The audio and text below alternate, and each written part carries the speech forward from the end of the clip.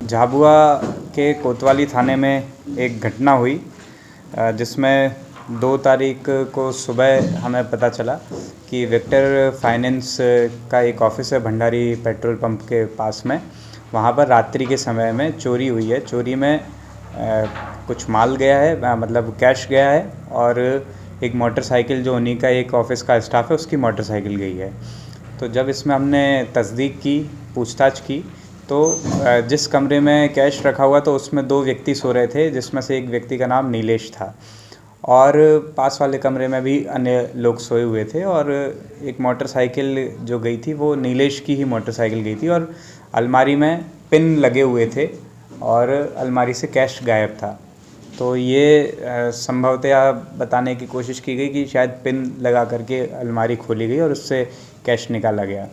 लेकिन संदेह की स्थिति उत्पन्न हुई क्योंकि 2 लोग वहाँ पर उस रूम में सो रहे थे, और अलमारी इस प्रकार की है कि पिन से खुलना इतना आसान नहीं है।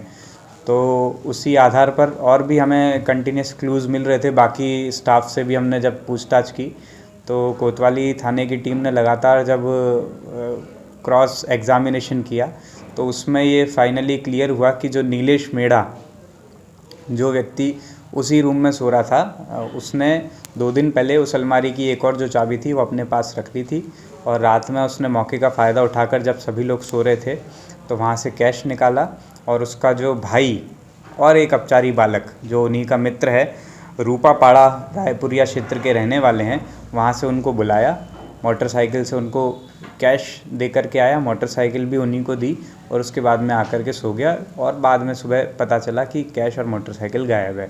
तो इस प्रकार से पूरी घटना का खुलासा हुआ, जिसमें 9,08,000 रुपये का कैश और मोटरसाइकिल जो चोरी हुई थी वो बरामद हुई है।